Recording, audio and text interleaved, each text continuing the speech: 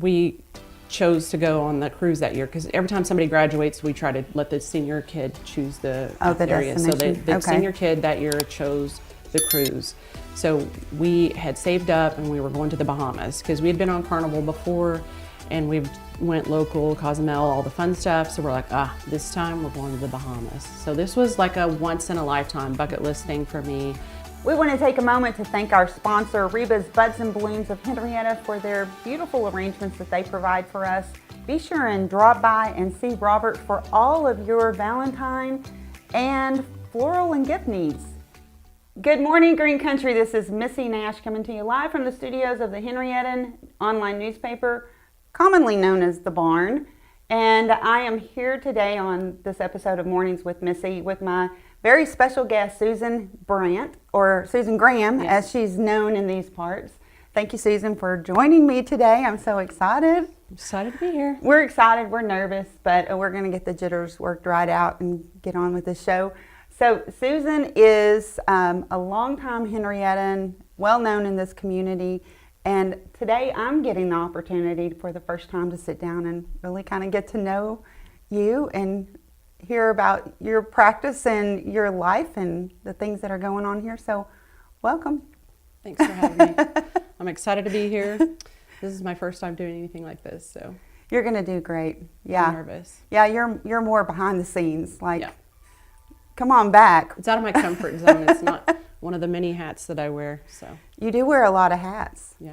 So okay, let's just break the ice. Let's just dive in. First of all, we always do a segment called Cup of the Week. Okay. And I know you brought your cups to share, so why don't you tell us what you brought here this morning that tells about you. This is my favorite cup. I worked at Oklahoma Surgical Hospital for a lot of years, and the girls, when I left, they were pretty sad, but they wanted to make me happy when I left because I was chasing my dreams because I had went back to school to TU, got my doctorate, and started my nurse practitioning while I was there.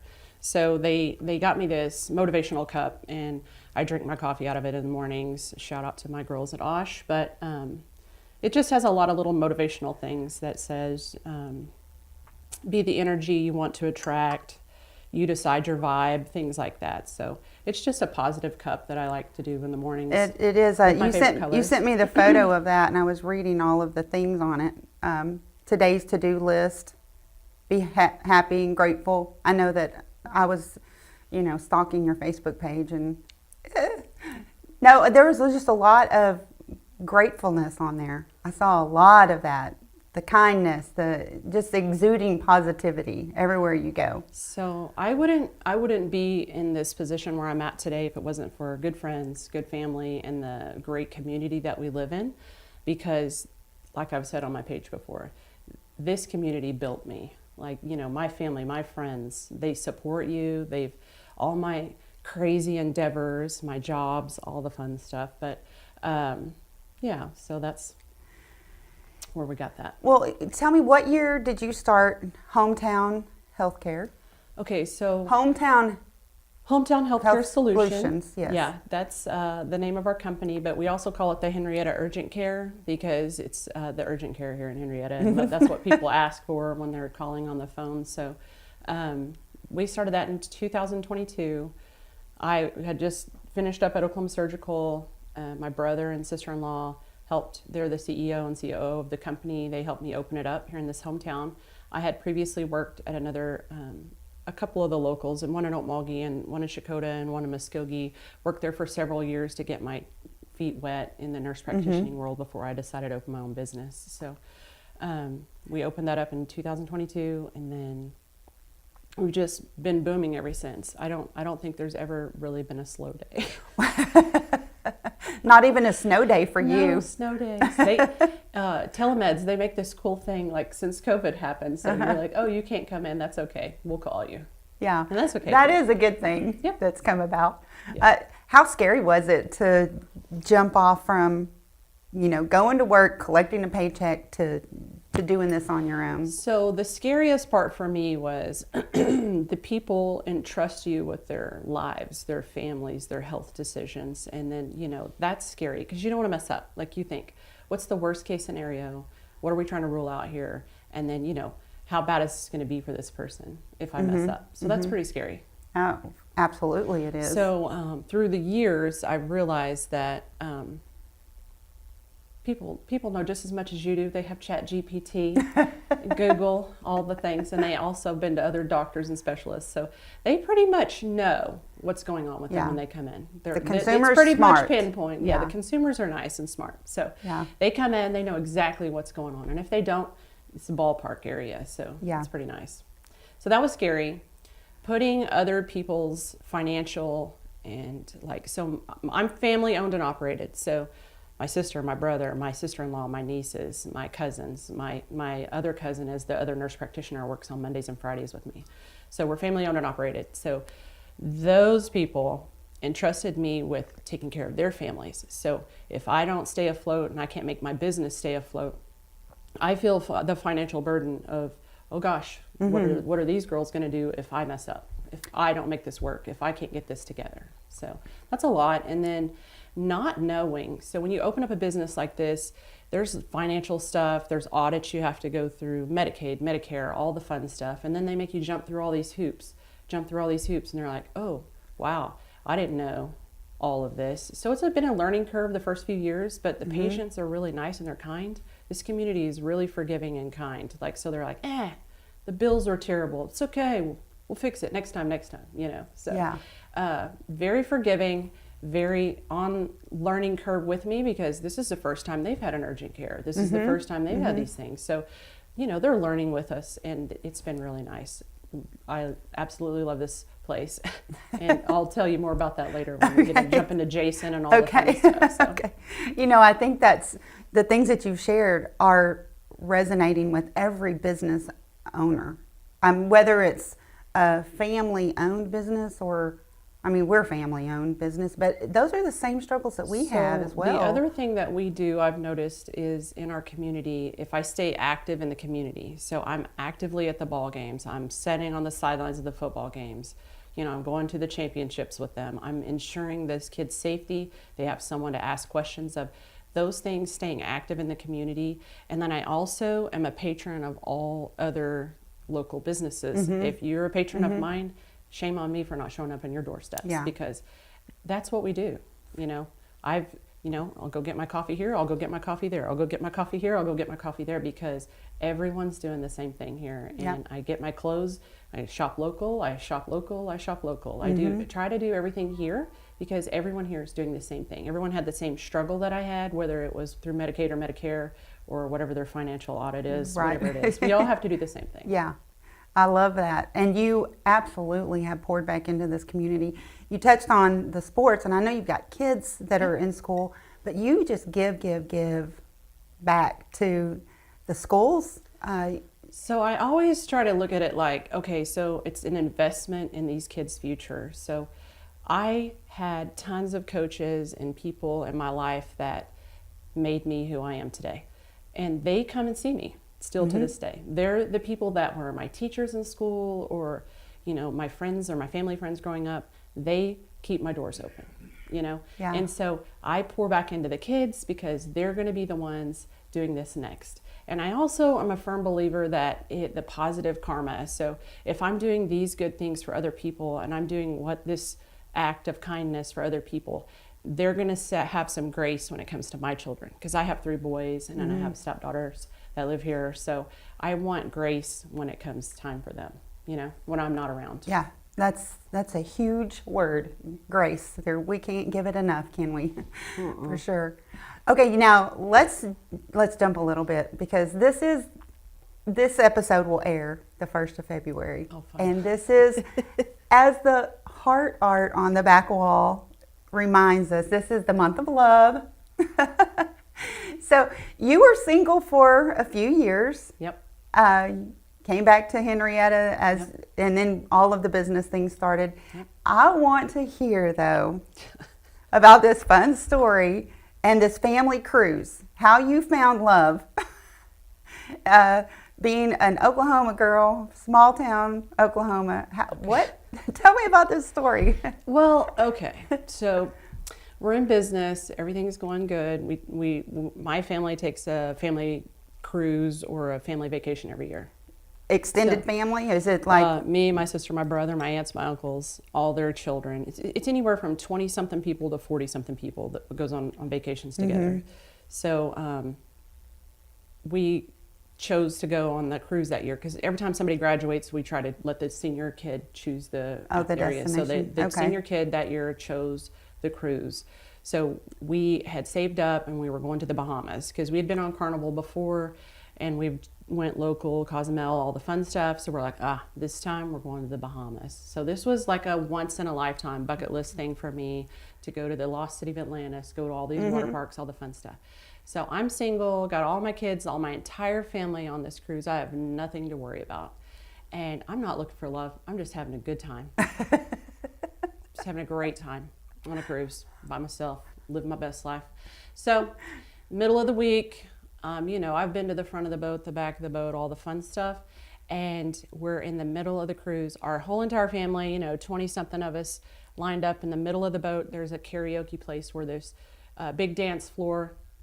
And all my boys were there, so we were all going to go dancing. This is happening. My mom, my sister, some of our best friends went on this cruise too. So one of our friends, Melissa, we start getting ready to go dance. She's like, "Hey, there's a good-looking guy right over there," and I'm like, "Nah." And I know this Mel, and I can see her with her just Mel. serious. Thanks, Mel. Shout out to Mel. Serious tone. Yeah, I'm like, why are we pointing fingers? We're not in public. We're like, hey, calm down. We don't have to point at these people. And she said, no. That guy right there, he's really good looking. And I'm like, he has his whole entire family there too. So thank you, Jason, for bringing you and your whole entire family was on the cruise. So she points at the guy. I turn around. I'm getting my drink. And next thing I know, he's tapping me on the shoulder, asking me to dance. Meanwhile, I have no clue that Melissa's walked over there to this guy. And she's like, "Hey, my friend over there, she's a sad story. She's a sad case. She doesn't have any friends. She's down on her luck. She's having a bad time. Can you go ask her to dance?" So normally, Jason, he's a pretty bashful, shy, quiet, introverted type person. He would have never asked me to dance. But had we not been on a cruise, liquid courage, all the fun stuff, he probably would have never said yes. So his family's like, you're never going to see her again. Who cares? Just go be brave, go be brave. And so he asked me to dance. And then he starts cracking jokes when we started dancing. So this guy's hilarious. And I'm like, never going to see him again. And I'm telling you, he's dressed in his Tom Cruise, Ice, Goose, all the Hawaiian things, like right off Top Gun. Aviator glasses, all the fun stuff.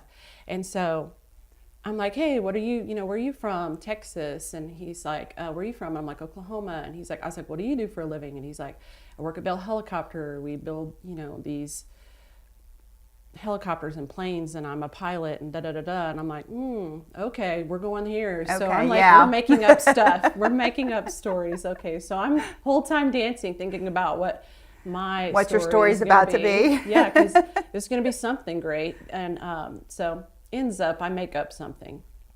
Wasn't anything about, what I did for a living or nothing. So I still didn't believe him that everything about him was true. But what was funny is he never would have said any of those things to me, or he was just out there trying to be honest and truthful, and he was so introverted and so quiet that he probably would have never done that. So we meet, I never see him again. So we danced that night, and then the last dance, he asked me to dance on the last dance, which I was like, okay, so we maybe had a connection or something. So he asked me to dance again, and we part ways. I don't see him till the last day again. So we run into each other. It's like elegant night or something. So everyone's dressed to the nines. And he's like, I'd like to see you. Maybe we should try to date off this boat or something, because you seem like we have a connection and it would be nice. And I was like, nah, I'm not into long distance, relationships, because here I'm thinking this guy's pilot. Sure you are. I'm sure we'll see you from Mr. Texas. And, the very next week we get off the boat and he's landing the plane at the Henrietta Airport, picking me up for a date. So we the rest is history. So but yeah, I never. That is fabulous. I never would have. It was kind of the serendipity of the whole thing, small town, all the fun stuff. But he came up to Henrietta. This is the good part, though. He comes to Henrietta. We go to eat. I think we went eat at the Shack. We had a steak or something, and somebody paid for our dinner. I know who it was. Shout out, thanks. You know who you are too. they paid for our dinner, and he was like, what's going on? Like, what is going on? Why are these people paying for your dinner or our dinner? This doesn't happen in the real world. And I'm like, oh yeah, no, it happens all the time. Happens all the time. And so people in this town are just nice. I don't know what to tell you. And they like me being happy, and they're happy for me. He's like, oh, that's cool. So we go down to Texas, and to this day, 2.5 years, to this day, I've never ran into one person that he knows in Texas. Not one. Not at the grocery store, not at the gas station, not in his hometown. Nobody waves at us when we're down there, whatever. So he feels home here because everyone knows him here. Like, he went and got his oil changed, and people were like, hey, Mr. Texas, how are you? Aren't you, because of Facebook. He knows more people in this town than he does in his own hometown. Like, and he loves it here. That's why it was so easy for him to move up here and be a part of this. So he has transitioned here, because for a while y'all were. He does live here. We only do like half and half, because he still works down there, but our home is here, and his daughter lives with us here. So she goes to school at Henrietta. That's fabulous. What grade are they in? She's a junior, and then my youngest boy is in 8th grade. My oldest two is 23 and 27. So, yep. Okay, that's fabulous. Yeah, it's a pretty funny story. It is a funny story. It's a great story. There's not a lot of stories that you hear quite like that. I think that may be the first cruise. I never would have imagined putting myself out there, or just, making up this something that I'm not. But we had so much fun, because all of our dates were like, I first met you and we're having a good time, and all of our kids and our family are there. So you're not thinking too much into it, because you're on a cruise. But you're having fun. You're playing putt-putt golf. You're doing chess. You're watching the sunset. All the fun things that you would try to do, like in Henrietta, to go on a date. That's not feasible. So it was nice. That's awesome. I would love to know if there's any. I'm sure there's been other love connections on the cruise ships. I haven't heard of any, but I'm sure there are some. Yeah, just pretend to be somebody that you're not the whole time. I really think we kind of need to call Jason up. I mean, like, let's get him on the phone. I want to know, what was the occupation that you told him you had? Oh, I don't want to say. Okay. No, well, so fast forward, we've been dating 2 or 3 months, and I told him I answered the phones at a business, but I didn't ever elaborate on what it was. So he comes to Henrietta, and we go to our business, and he said, oh, this is where you work, this is really nice. And he's like, oh, that's funny, it seems like that is your name on the building. And I was like, oh no, it's not my name. So we walk on in the building, and he was like, this is nice. And I was like, well, right here's the phone that I answer all day. This is what I do, I answer the phone. And he's like, well, that's cool. I kind of like the job. Like, the people here seem nice, and it's so cool. And he's like looking at the wall, and he's like, is that your degree? And I was like, huh? What? No, it's not my degree. And he's like, it says you're a doctor of nursing practice. And I was like, does it? He's like, so you work for somebody that has the exact same name as you? I said, yeah, I sure do. And he goes, what are the odds of that? Still, he still was, he wasn't for sure, because I had lied for so long. Yeah, it was pretty funny. Oh, so, that's great. A relationship built on lies. Yeah, straight lies. It wasn't malicious. Yeah, I love that story. That's so awesome. So the next episode, we're going to have a few folks on here who met their significant others on dating websites. Oh, well, that'll be fun, because when you're an adult and you're dating, it's different. It's not the same as it was when we were in high school. There was a pay phone involved, probably a pager. Some people had pagers. I wasn't rich. I didn't have those. But there was a pay phone, pager, maybe a couple days, 24 hours. People called you back. Now everything's easy, and you can talk to people and get to know them. And you can do, like you said, research them on Facebook or whatever, and get to know people. And it's a fun way to, I dated some people online before, and it's fun. And again, in real life, you never know what you're getting into sometimes. And it could be something fun like that, and it could be straight lies like the other. Yeah. And enjoy the straight lies. I think you have to be smart about it. You know, 100%. You have to do all of those, safety smart things for yourself, for a female. Absolutely. Like, sure. Because I know that there are some that have had absolute horror stories. Yeah. But one of my good friends back in Texas, so anytime I hear, we Texas folks, we're a little, I don't know. We think that we're all connected somehow. Am I wrong? Does Jason feel that way? Yeah, but they stereotype us as well. So he thinks everyone in Oklahoma is a Boomer Sooner fan. Everyone here, and I took him to an OU game for the first time, and we weren't even playing Texas, like whatever. And every time people come up on the big screen, they're like, "Boo, boo," and he's like, "We're not even playing Texas. What are you doing?" Like, he doesn't understand, But I was like, "Hey, it is what it is." It is, but it's fun. It's so much fun. Yep. And we give our Texas fans here, because I'm an OU fan, of course. Of course. Now I have to be. It would be. I like them all. I like the Cowboys too. I'm diplomatic. I like them all. Well, you mean Cowboys? OSU Cowboys. See, you say Cowboys, I think Dallas. Oh, that's true. I love Dallas. That's fine. So I'm a Dallas fan. Well, Susan, this has been so much fun getting to know you and hearing your stories. Moving into 2026, big year, I'm sure, for your families, the clinic. I've been asking all of the guests, and this is totally putting you on the spot. So, okay. But are you a big resolution girl for New Year's, or do you have like a word or a phrase or something that just kind of is carrying you through into the year? This is about being a healthy you. So 2026, I even tell a lot of my patients this, so you'll know who you are. But it's, let's worry about you this year. Let's focus on you, because if mom is not healthy, the whole family's not healthy.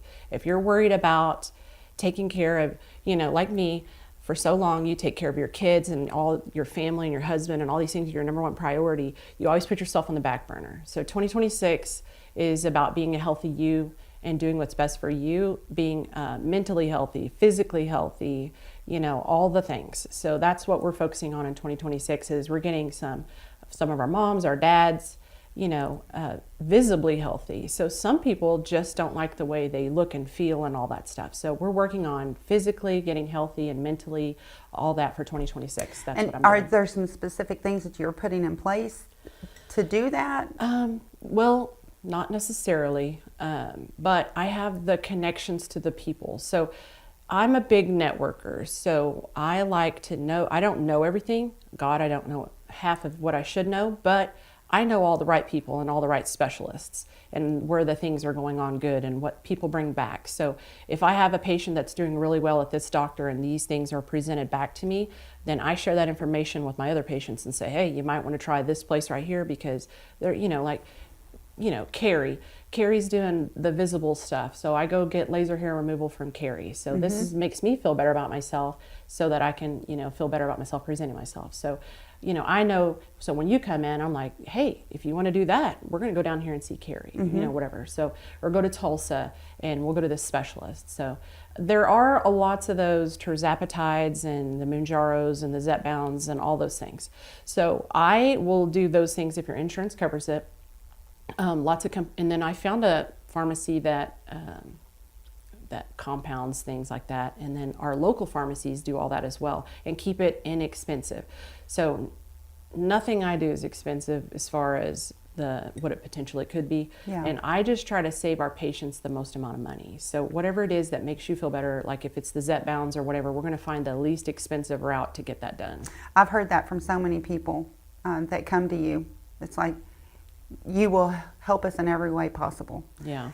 So, well, I've been a nurse for almost 25 years. I worked in the ER for 15 years, and I hear and see all the consumers. So they're like, oh, hate this place, it takes too long. Oh, hate this place, it does whatever. Oh, doctors never listen to me. Because I've been the nurse listening to their complaints, or I've been on the other side of it, or I've been a patient. So what we try to do at our clinic is alleviate those issues. It's the wait's not long, it's not expensive. And then if you can't afford it, there's a plan. You're not going to collections. There's all the fun stuff involved in it that's better for you as a patient. I have guys that come in, their wives have probably dictated their whole life as far as, I'll go to the doctor with you, I'll speak for you when I go, and I'll do all these things. And so they just don't go because they stay healthy, or they haven't been to the doctor in 10 years. They'll come see me once a month because it's so easy. They're like, if I'd have knew going to the doctor was so easy, I'd have been doing this the whole time by myself. And they come by themselves. And and their wives trust us because they're like, you know what, she told you what to do, and if not, I'll just call her and talk to her myself. And it makes it easy. So easy. That is the key. And I love, you said so much right there, because we could unpack, we could have another couple of episodes with all of the things that you just threw into that little segment. Taking care of yourself first, then your spouse, then your children. That's like happy marriage right there. Yeah. It's very helpful too. Yeah. Very helpful. And I just want to support them. So if what you want as a person is this, I support your goals and dreams, and we're going to make this happen for you. And we'll devise a plan for you. So whatever you want for yourself, that's what we're going to do. Mm-hmm. Yeah, without a doubt. So we can see with all of those things right there that we've uncovered, why without a shadow of a doubt you were the best pick, the best selection for the 2024 Henrietta of the Year. You do so much to serve this community, serve your family, serve your patients, and I am so grateful as your cup says there, to have met you this morning and to get to know you a little bit. So thank you, Susan, for stopping by this morning. I think we would like to have you back because there are some other conversations that we can uncover. February is Women's Heart Health emphasis, so there's lots of things that we can talk about where that is concerned. So talking about the heart real quick while she wraps it up, but my slogan with that is, I always want you to meet your cardiologist in an upright and standing position. So if you come to me and we get you in at least for a stress test and an echo, so you have a baseline. We love our patients to have a baseline because you sleep better at night when you say, been to the doctor, I know my cardiologist's name, and if anything bad happens to me, I know who's taking care of me at the other end of the ambulance ride. Mm-hmm. So that's my biggest thing for all my patients. If you're 45 and older, if you haven't had a cardiologist visit, that's super important. We always like to get that done while you're healthy, so we have a good baseline and it prolongs your life 10 years. You heard it right here on Mornings with Missy. Thank you, Susan. Thank you. We'll see you next week.